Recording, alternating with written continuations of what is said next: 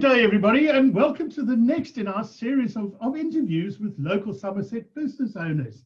Today, we're very fortunate to have Gemma and Zoe of Pink Spaghetti. Good morning, or good afternoon, ladies, should I say. Hello. Morning. Afternoon. Well, I'm sure it's morning somewhere on the planet. Ladies, super, tell what Pink Spaghetti, what is Pink Spaghetti? Gemma, do you want to go or shall I? Pink Spaghetti is the spaghetti of your life and your business that needs unravelling. It is a franchise and we own the Yeovil, Mendip and Warminster part of it. And basically we're a virtual PA franchise, but there's all sorts of things we do, aren't there, Gem? Yeah, so it's not just for business. It can be your Christmas shopping, your works party, literally. We like to call ourselves the paracetamol to the business or domestic problems. And we just take we do the nitty gritty so you can allow your business to kind of grow and just the things that you don't have time to do, basically. Yeah, so business side of things, I guess it's newsletters, marketing, social media. We have been known to go into some interestingly messy offices, haven't we, Gem? Yes. So, yes, even the filing we will do and spreadsheets. Oh, yeah. I love it. I love the description of the spaghetti. So unraveling the spaghetti of your life. I think that is fantastic. Yeah. And the other interesting part is not just for business, it's for home as well. And I think we often forget about that. We concentrate so much on business, but we clearly forget about house. And the home is a complete, I love it, spaghetti mess. Yeah. And that has an impact on the business. So, I mean, wonderful. Now, how long have you guys been doing this? So, well, we literally started trading about 6 weeks before lockdown. So we are not great timing, but, you know, so yeah, we're fairly new. Bought the franchise in January, and started trading just before Lockdown. The government said no. I think it's you know what, and we'll get on to that just now. I think that kind of sideswiped all of us, and it's something we couldn't ever plan for. But it's so, you know, what's invigorating, and I'd like to believe it's especially Somerset, but I see so many of us local businesses seeing the opportunities in this, and that's what this series of interviews is all about: is helping each other through this typical this very challenging, should I say, but yet opportunity-rich environment we're in. And you touched on saying that for the business and for home. So what is your typical type of, what is your client base? What is your target audience? At the moment, it's mainly actually for the business. Pink Spaghetti started out actually as a domestic help service, would you believe? The franchise headquarters is in sort of Manchester way. But for us, most of our clients need help with their social media. It seems to be the first thing that you run out of time to be able to do when you're a sole, you know, when you're on your own. And like I say, we do also do quite a few newsletters. We've had one chap who we went and sorted out his office for him before Corona. What else, Gem? I think that's it, isn't it, at the moment? Yeah, we do. It is mostly business clients at the moment. Because we have learnt before lockdown happened, when we were going out networking, it's not until you do actually, you know, people don't really know what a virtual PA actually does, and then you kind of start saying the different kind of levels that we do.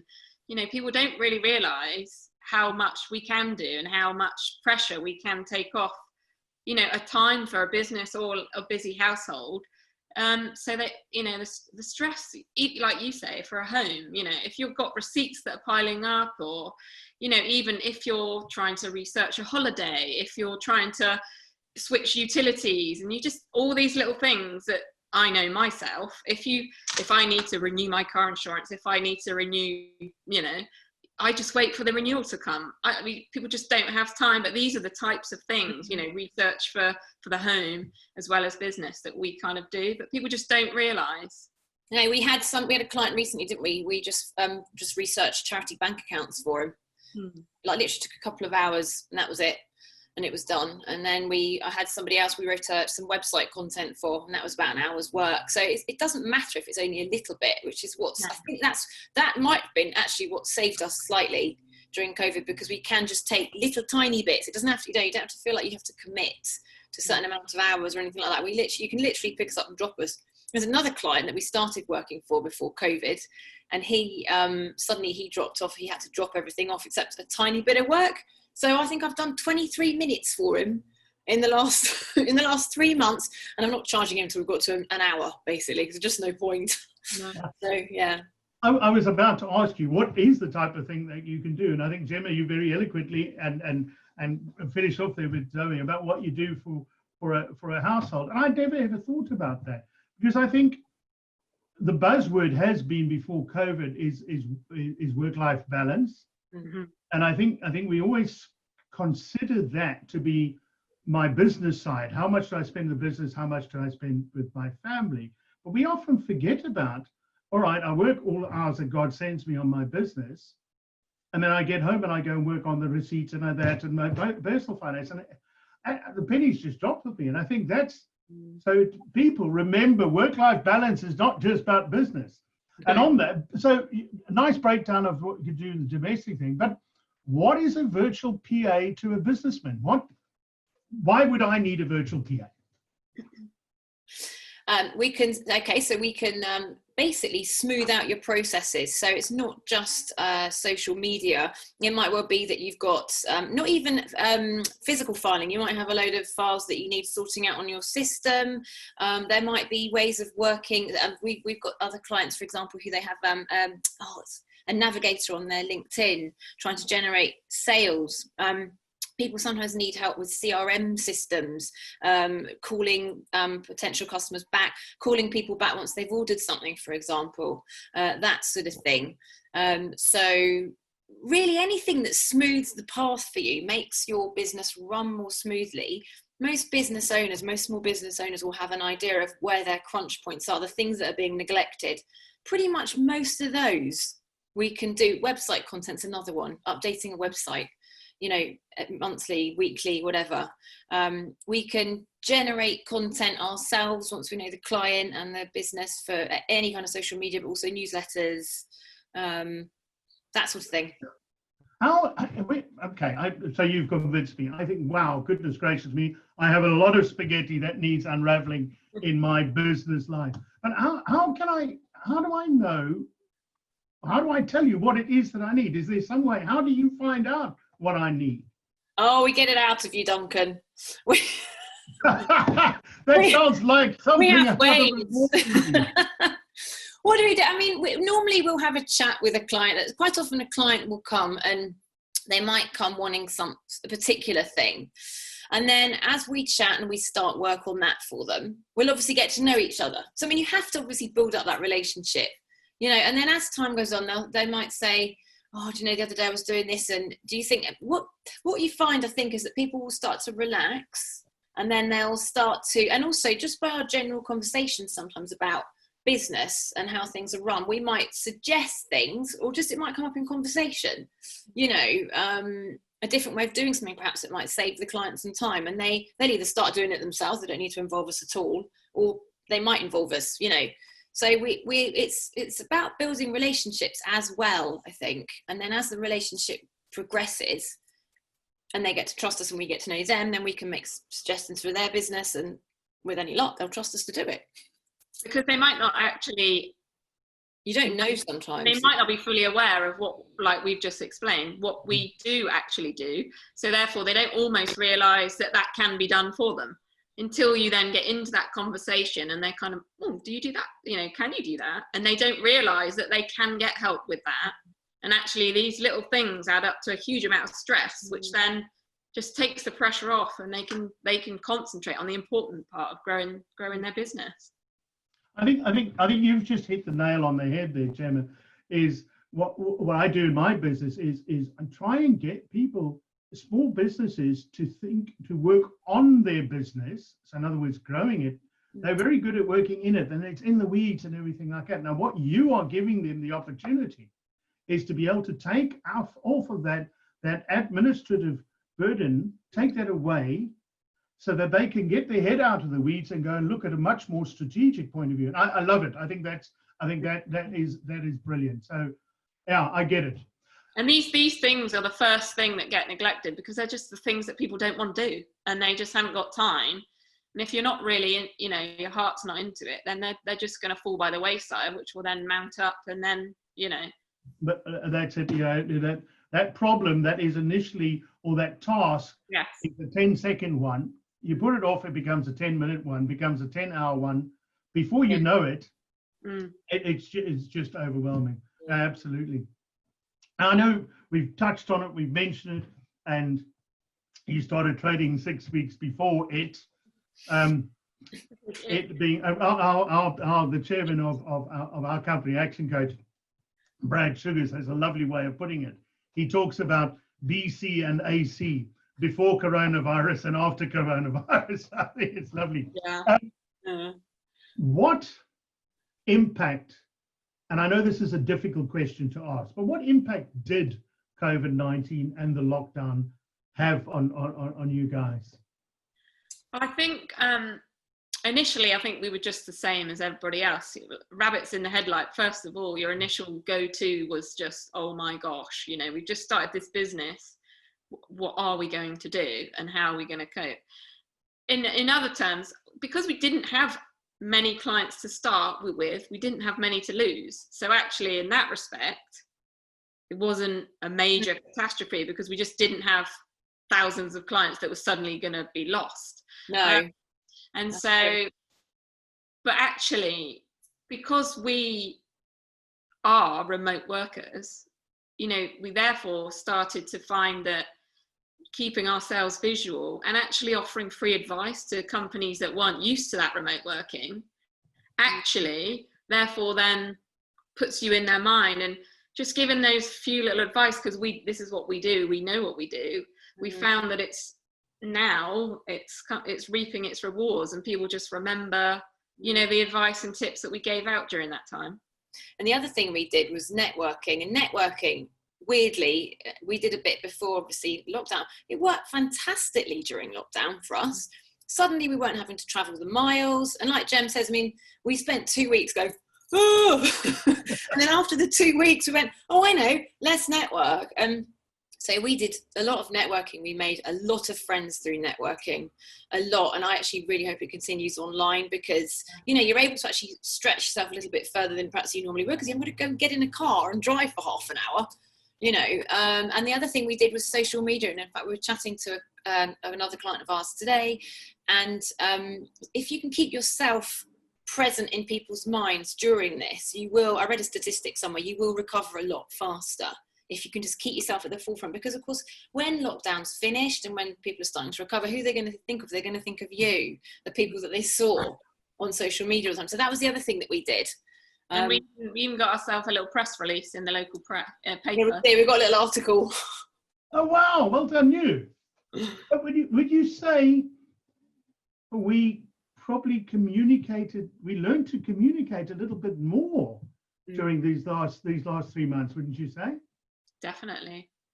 Especially not just in a business sense, in terms of family and socially. I think I've had more Zoom hours than I've ever had in my whole life. I never felt lonely, ever, because of Zoom, because I'm a single mum, and I would have like quite a few child-free days, or maybe 5, which was the longest stint I've ever been without my daughter, and I didn't feel lonely once because of Zoom. Amazing. The only thing we have missed is because obviously we work together, we haven't been able to be together. We missed each other. I can imagine, absolutely. Yeah. What would you say, if you could, I'll ask you to individually answer this, one lesson you've learned through the COVID-19 thing? What is one of the biggest, in a business sense, lesson that you've learned? Zoe? You can accomplish far more than you think at home. I've always been a champion of home working, but the amount of bosses I've had in the past who've said, you can't work from home because why? I don't know. You can get, in my opinion, far more done at home than you can in an office. What you miss is the coffee table, the water dispenser chat. And I know some people miss that. And I think everyone will come out of this knowing a bit more about which side of the fence they're on. Are they someone that likes to work at home, gets more done, or are they someone that needs that, or, you know, that office banter? But I think never underestimate the power of working at home, getting your head down. I think it's good. I think just to comment on that, Gemma, before I come to you, if I may, I think you're 100% correct. The flexible working hours, working at home debate has been going on for a decade. And I think the last 3-4 months has proven exactly what you've said. And my warning to businesses out there, if you are not going to be flexible and understand that it is possible, you're going to be in a lot of trouble. And a wonderful lesson and wonderful share. Thank you very much. Gemma, how about you? What have you learned through this? Well, I've just been amazed. And actually, I think businesses also need to realise that just because your business says you do this thing, you know, how you can adapt, like the adaptations businesses around us have made have just been astounding. And we've taken the time to, you know, do shout outs to businesses around here. You know, you just look at the pubs and things that were just hit really badly. The amount that are just doing takeaways and changing their practices, changing their mindset. It's just, you know, you're not so single track. You can adapt your business to fit any situation.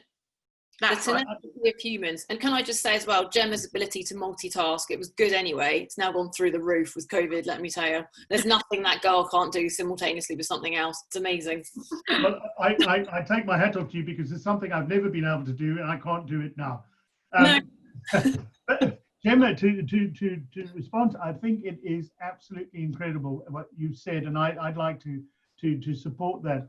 If I had told us, if the three of us were having a conversation in the beginning of March and we'd said, businesses will be, yes, there'll be a lot of them that have been battling, but business will learn that we can work from home and do all this. We'd turn around to each other and we'd think, oh my goodness gracious me, what have you been drinking? Have you been having we wouldn't think it's possible. But if you look at where we are now and the changes we've had to make, absolutely. I mean, if you couldn't adapt, well, you didn't survive. And I think, it's absolutely so true. A few last questions. Time just runs away with you when you're having fun. You do like to talk. Yeah. So do I. Love it. And it's lovely to talk to you ladies. All your contact details are attached to this interview and to the blog. But is there a message that you'd like to say to your current customers and potential customers? Is there a message that you'd like to get out there? What would you like to say? Well, I think to our current customers, thank you, those of you that stuck with us, and we're delighted to be working with you now and supporting you as you all grow, because we have got a few of those tenacious people that have changed and adapted. So thank you. And well done. Yeah, and well done. And then to our potential customers, what do we want to say, Gemma? Well, yeah, just think about ways that, you know, you can focus on your business, but we can just take away some pressure. Just, you know, look at your current practices and just see if there's any way. Literally anything is possible. We will do anything. Yeah, where do you need a bit of paracetamol? Yeah. So I really would like to do a business Christmas party, because events I love. So Gemma wants to do anything that involves, and I'd like to do some personal shopping, please. Christmas shopping with a huge credit card. I'd love that. That would be great. I love that. I really do. And everybody out there, I'm busy chatting to both of you because I have a hell of a lot of spaghetti unraveled. So people, get in touch with Zoe and Gemma, please. All the contact details on there. Right. One last question each. I'll start with Gemma this time. Gemma, what is the one thing, the most important thing, or the biggest thing that you are looking forward to when all these restrictions are lifted? I think it's just the human contact. You know, Zoe and I are both single mums, and I've missed not being able to see Zoe all the time because we'd be together 2 or 3 times a week working. That's been really difficult. It's just, and also, you know, friends and family. It's just the human contact and going for a nice wine lunch. That's what I look forward to, because we used to do that regularly too with our friends. And there's only so much wine time Zoom you can do. It's not having that physical presence that I miss. Brilliant. And you, Zoe?